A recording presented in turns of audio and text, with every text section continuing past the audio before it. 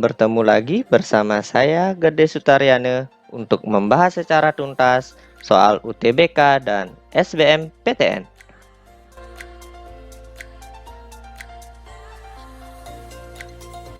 Soal nomor 1. Seorang polisi berdiri pada jarak 180 meter menghadap sebuah gedung tinggi. Ketika polisi menembakkan sebutir peluru ke atas, seorang anak yang berada pada jarak 170 meter di belakang polisi mendengar letupan tersebut 1 detik. Maka kecepatan bunyi letupan di udara adalah... Adik-adik, untuk menjawab soal nomor 1 ini ya, kita bisa menggunakan persamaan daripada GLB ya, yaitu S sama dengan V kali T. Nah, di sini ada 2 kasus ya. Yang pertama kita buat persamaan dari kasus yang pertama, yaitu pada jarak 170. 170 itu sama dengan V kali T. Ya, ini adalah persamaan 1 dari kasus yang pertama, yaitu dari polisinya. Habis itu kasus ketika seorang anak mendengar ledakan daripada peluru itu, yaitu pada jarak 5:30 itu sama dengan V kali T plus 1 ya. T plus 1. Ini persamaan 2. Kenapa T plus 1? Karena anak itu mengatakan bahwa dia mendengar ledakan pelurunya itu setelah 1 detik. Seperti itu ya. Nah, itu persamaan 2-nya. Nah, habis itu dari persamaan 1 dan persamaan 2 ini kita bagi ya langsung, sehingga V-nya ini bisa kita coret seperti itu. Jadi persamaan ini menjadi 170 per 530 itu sama dengan T per T plus 1 seperti itu. Habis itu kita kali silang ya. 530T itu sama dengan 170T 170. Sehingga 530T kurang 170T itu sama dengan 170. Seperti itu. Nah, habis itu 360T itu sama dengan 170. Sehingga kita dapatkanlah nilai T-nya itu adalah 0,47 seperti itu. Setelah kita mendapatkan nilai T, kita masukkan ke persamaan 1 ya. Dimana T-nya itu kan dapatnya 0,47, kita masukkan ke persamaan 1 ya. Sehingga jadinya 170 itu sama dengan V kali 0,47 ya, sehingga V itu sama dengan 170 per 0,47 ya, sehingga V-nya ini sama dengan 361,70 meter per second. Nah, inilah jawabannya ya. Nah, coba kita lihat di optionnya. Nah, berarti jawabannya ini adalah ini D ya.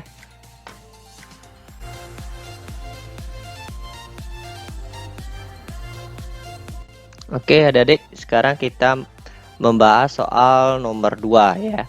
Nah, untuk menjawab soal nomor 2 ini, yaitu soal tentang efek Doppler, kita bisa menggunakan aturan PS ya. Aturan PS, di mana V ini adalah pendengar, S ini adalah sumber ya. Nah, ketika pendengar itu mendekati sumber, maka nilai daripada kecepatan pendengarnya ini positif ya. Nah, namun jika pendengarnya ini menjauhi sumber ya, menjauhi ke sana, maka kecepatan pendengarnya ini adalah negatif. Seperti itu ya. Nah, bagaimana dengan sumbernya? Ya, bagaimana dengan sumbernya? Nah, ketika sumbernya ini menjauhi pendengar ya, ke sini menjauhi pendengar, maka kecepatan daripada sumbernya ini bernilai positif. Beda halnya ketika sumbernya ini mendekati pendengar, maka kecepatan daripada sumbernya ini itu bernilai negatif. Nah, dari aturan ini kita bisa mencari apakah pernyataan yang ada dari soal ini benar atau salah ya. Oke, kita analisis dari pernyataan nomor 1. Frekuensi bunyi dari suatu sumber bunyi oleh seorang pendengar akan terdengar bertambah jika sumber bunyi mendekati pendengar dan pendengar diam. Nah, jika sumber bunyi itu mendekati pendengar, maka kecepatannya itu kan bernilai negatif, sehingga frekuensinya itu pasti akan bertambah, sehingga pernyataan nomor 1 ini benar. Nah, bagaimana dengan pernyataan nomor 2? Frekuensi bunyi dari suatu sumber bunyi oleh seorang pendengar itu akan terdengar bertambah jika sumber diam dan pendengar mendekati sumber. Nah, jika pendengar itu mendekati sumber ya, pendengar mendekati sumber ya, maka kecepatan daripada pendengar itu kan positif, sehingga frekuensinya itu bertambah, sehingga pernyataan nomor 2-nya ini juga benar. Nah, sekarang bagaimana dengan pernyataan nomor 3? Nah, frekuensi bunyi dari suatu sumber bunyi oleh seorang pendengar akan terdengar berkurang jika pendengarnya itu diam. Sekarang pendengarnya diam dan sumber bergerak menjauhi pendengar. Sumber bergerak menjauhi pendengar, berarti kecepatan sumbernya itu positif. Nah, jika sumber bunyinya ini bergerak menjauhi pendengar, maka kecepatannya itu kan bernilai positif, kecepatan sumbernya, sehingga frekuensi berkurang. Jadi pernyataan nomor 3 ini juga benar. Nah, bagaimana dengan pernyataan terakhir, pernyataan nomor 4? Nah, frekuensi bunyi dari suatu sumber bunyi oleh seorang pendengar akan terdengar berkurang jika sumber bunyinya itu dan pendengarnya sama-sama diam. Nah, jika sumber bunyi dan pendengar itu diam, maka nilai frekuensi yang didengar oleh pendengar itu tetap. Jadi pernyataan nomor 4 ini salah. Jadi pernyataan yang benar itu hanya pernyataan nomor 1, 2, 3. Sedangkan nomor 4 salah. Ya, adik-adik ya.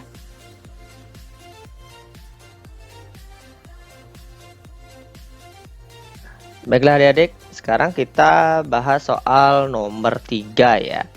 Soal nomor 3 ini itu adalah soal tentang medan magnet ya. Dimana seperti yang kita ketahui, medan magnet pada soal nomor 3 ini adalah medan magnet tak berujung ya. Nah, dimana persamaan medan magnet untuk tak berujung itu adalah B sama dengan mu 0 I per 2pi kali A, di mana B ini adalah induksi magnetik ya, sedangkan mu 0 ini adalah permeabilitas pada ruang hampa ya, dan I ini adalah arus dan A ini adalah jarak, seperti itu. Nah, karena dari soal ini diketahui bahwa medan magnet di titik P itu besarnya adalah B, terus yang ditanya itu adalah medan magnetik di titik Q yang ditanya. Jadi untuk menjawab soal ini kita bisa pakai perbandingan ya, yaitu perbandingan antara BP BQ per BP, seperti itu. Nah, untuk lebih lanjut kakak akan membuatkan pembahasannya pada layar yang berwarna putih ya, supaya lebih bagus.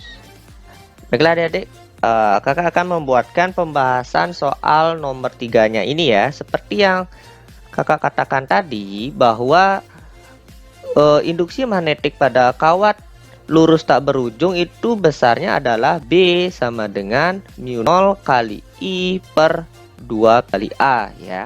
Nah, untuk menjawab soal nomor 3 ini kita bisa pakai perbandingan ya.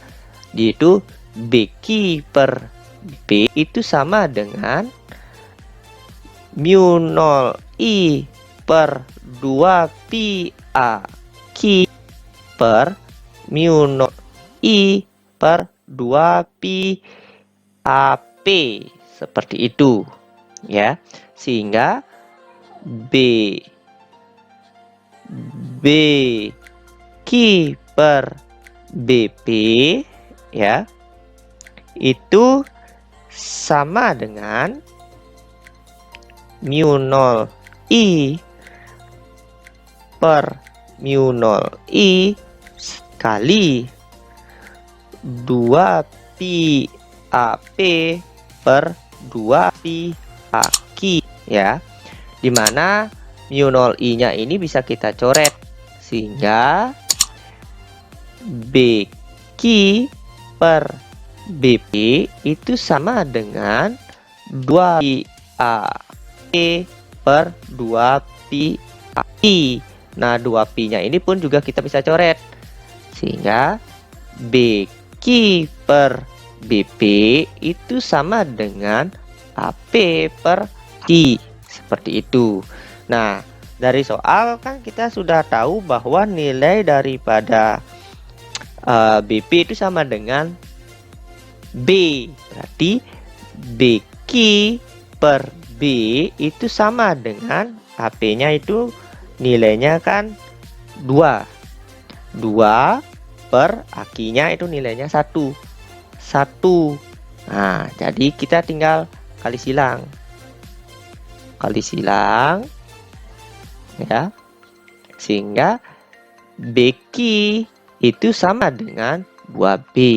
Nah, inilah jawabannya ya, berarti BQ itu sama dengan 2B. Nah, berarti jawabannya apa? Berarti jawabannya adalah B ya.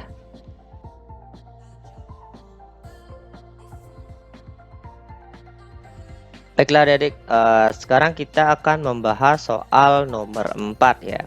Nah, untuk menjawab soal nomor 4 ini, langkah pertama yang harus kita lakukan itu adalah mencari hambatan pengganti daripada rangkaian ini. Nah, seperti yang kita ketahui pada rangkaian ini adalah rangkaian paralel ya. Jadi pertama kita harus mencari dulu berapa sih besar hambatan pengganti daripada rangkaian paralel ini. Terus langkah kedua kita harus mencari besar arus total yang keluar daripada tegangan tersebut. Dari situ baru kita bisa mencari perbandingan daripada kuat arusnya. Nah, jadi kakak akan bahas pada layar putihnya ya. Jadi pantau terus channel ini ya adik-adik. Baiklah adik-adik, untuk menjawab soal nomor 4 ini, langkah pertama yang seperti kakak bilang tadi, yaitu yang pertama adalah mencari hambatan pengganti pada rangkaian paralel ya. Nah, seperti yang kita ketahui, untuk mencari hambatan pengganti pada rangkaian paralel itu rumusnya 1 per RP gitu, sama dengan 1 per R1 ditambah 1 per R2 ditambah dengan 1 per R3 dan seterusnya. Nah, setelah itu kita masukkan nilai hambatan daripada masing-masing di masing-masing soal, yaitu 1 per RP itu sama dengan 1 per 2 ditambah 1 per 3 ditambah dengan 1 per 6. Ini sama dengan 3 ditambah 2 ditambah 1 per 6, sehingga ini hasilnya sama dengan 1 ya. Jadinya 1 per RP itu sama dengan 1, jadi RP nya ini sama dengan 1 ohm seperti itu. Nah, jadi kita mendapatkanlah hambatan penggantinya itu sebesar 1 ohm. Habis itu baru kita mencari arus total yang keluar pada rangkaian tersebut dengan menggunakan hukum Ohm, yaitu I itu sama dengan V per R, kan gitu.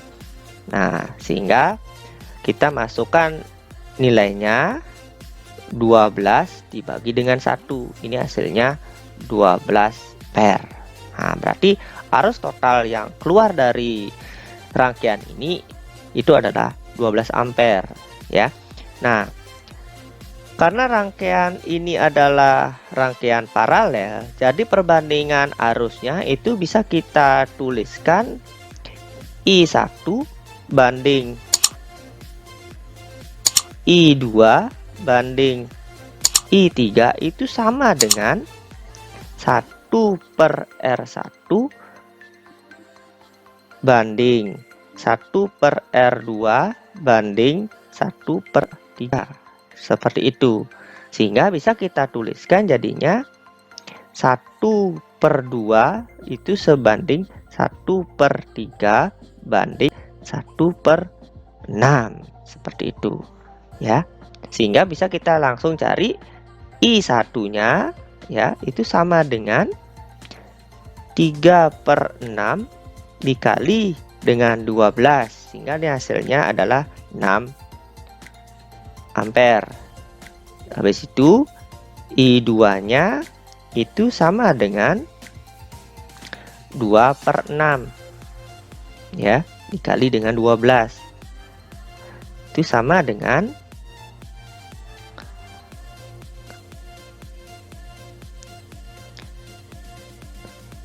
4 ampere ya. Sedangkan I3-nya itu sama dengan 1/6 dikali dengan 12 ya, ini sama dengan 2 ampere ya. Jadi didapatkanlah I1 itu 6 ampere, I2-nya 4 ampere, I3-nya 2 ampere. Maka urutan kuat arus yang tepat adalah I3, I2, kemudian I1 ya. Nah, berarti jawabannya itu adalah I3, I2, dan I1. Jadi jawabannya itu adalah D ya. D ya, jawabannya adalah D. Tapi ada catatan di sini ya, adik-adik ya. Nah, besar kuat arus pada rangkaian paralel itu sebanding dengan hambatannya. Jadi, kalau ingin menentukan yang terbesar, cukup ambil nilai kuat arus pada hambatan yang kecil.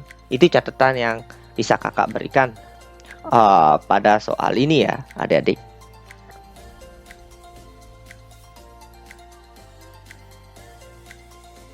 Baiklah adik-adik, hari ini kita akan membahas soal nomor 5 ya. Nah, soal nomor 5 ini adalah soal tentang efisiensi pada mesin Carnot ya. Seperti yang kita ketahui, efisiensi pada mesin Carnot itu bisa dituliskan C sama dengan ya, kurung 1 dikurang Q2 per Q1. Nah, untuk soal ini sebenarnya ada dua kasus ya, yaitu kasus yang pertama yaitu tentang efisiensi pada mesin pertama, dan kasus yang kedua pada efisiensi mesin kedua. Nah, untuk lebih lanjutnya kakak akan bahas soal nomor 5 ini pada layar putih ya. Baiklah adik, untuk menjawab soal nomor 5 ini seperti yang kakak bilang tadi, kita bisa menggunakan konsep tentang efisiensi ya. Nah, seperti yang kita ketahui, rumus efisiensi pada mesin Carnot itu adalah itu sama dengan kurung 1 min Q2 per Q1. Nah, soal nomor 5 ini itu ada dua kasus yang berbeda ya. Untuk kasus yang pertama dikatakan bahwa kita bisa mencari besar efisiensinya ya. Pada kasus yang pertama yaitu efisiensi 1 itu sama dengan kurung 1 min Q2 per Q1 ya. sama dengan kurung 1 min ya 1500 dibagi dengan 2500 seperti itu, sehingga didapatkanlah efisiensi pertama itu sama dengan 0,4 seperti itu. Nah, dengan menggunakan efisiensi yang pertama ini nanti kita bisa mendapatkan efisiensi yang kedua mengenai perbandingannya ya. Nah, untuk kasus yang kedua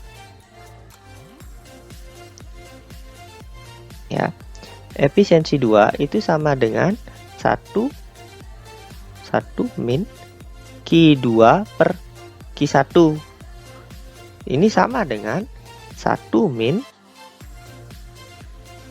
1750 dibagi dengan 2500, sehingga didapatkanlah efisiensi kedua itu sama dengan 0,3 ya.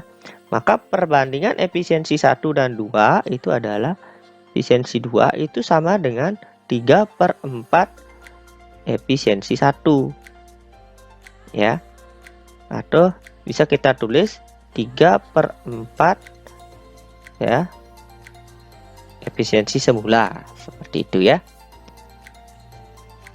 Jadi jawabannya adalah C ya, C jawabannya.